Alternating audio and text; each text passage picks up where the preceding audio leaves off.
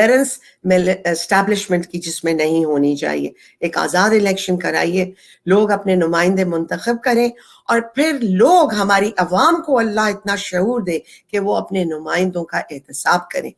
جو کہ میں سمجھتی ہوں کہ شاید جس قسم کی ان کو مایوسی پاکستان تحریک انصاف کی حکومت سے ہوئی ہے, اس سے کچھ تھوڑا سا لوگ سمجھ گئے ہیں, کیونکہ جو بائی الیکشنز ہوئے ہیں ان کے جو ریزلٹ ہیں وہ یہی بتاتے ہیں. لوگوں نے پاکستان تحریک انصاف کو ریجیکٹ کیا ہے, ایک سٹنگ گورنمنٹ کو جن کے پاس ہر قسم کے ایڈمنسٹریٹو پاورز ہوتے ہیں, ہر قسم کا ان کے پاس کلاؤڈ ہوتا ہے, ان کے پاس اتھارٹی ہوتی ہے, اور وہ اس کو یوز بھی کرتے ہیں اپنے فیور میں. الیکشن کو بے شک کیا انہوں نے اس دفعہ بھی, مگر پھر بھی وہ ریجیکٹ ہو گئے عوام کے ہاتھوں. تو میں سمجھتی ہوں کہ شاید عوام میں شعور آ رہا ہے. بالکل ٹھیک, بالکل ٹھیک, آپ کی بات بالکل ٹھیک ہے. میم شارٹ میں اگر یہ بتا سکے کہ فنڈ جمع جب فنڈنگ جمع ہو رہی ہوتی تھی تو عمران خان صاحب آپ سے ناراض ہو گئے تھے, وہ کس بات پہ ناراض ہوئے تھے؟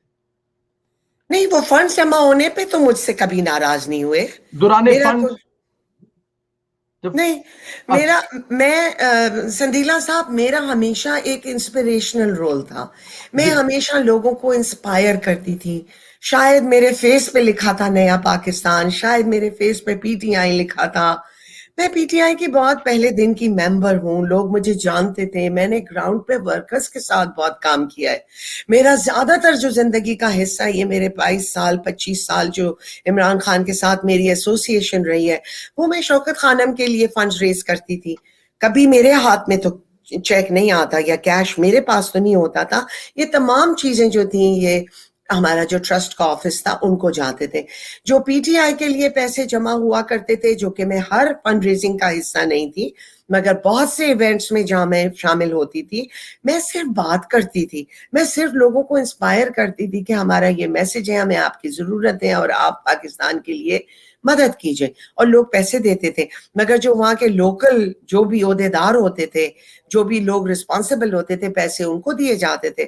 پھر آئی تھنک وہ جمع کیے جاتے تھے. ہماری جو P T I L L C ہوتی تھی, اور اس کے ممبرز جو تھے وہ اسلام آباد سے اپوائنٹ ہوتے تھے. خان صاحب کی مرضی سے ان کو اپوائنٹ کیا جاتا تھا, جو ان کے ٹرسٹ وردی لوگ ہوتے تھے, ان کے سیف اللہ نیازی کے, اظہر طارق کے, یہ لوگ وہ تھے جو فائنینسز کو استعمال مطلب کرتے تھے, اس کو جمع کرتے تھے. تو اگر کوئی بھی فائنانس کے بارے میں سوال ہے تو اس کے لیے جواب دہ وہ لوگ ہیں. بالکل ٹھیک, وہ جواب دہ ہیں. تسنیم نورانی کی رپورٹ میں ایسا کیا تھا, وہ کیوں نہ چھپی, کیوں بدل دی گئی؟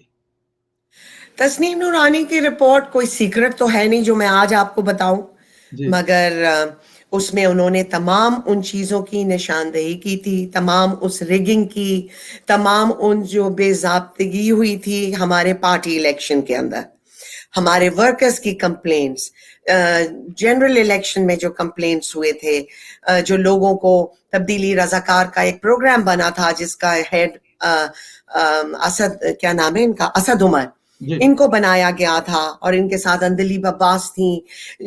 کہاں وہ پیسے گئے, کس طریقے سے وہ پیسے سپینڈ ہوئے نہیں ہوئے, رضاکاروں تک وہ سامان, وہ مٹیریل, وہ جھنڈے, وہ ٹی شرٹس پہنچے نہیں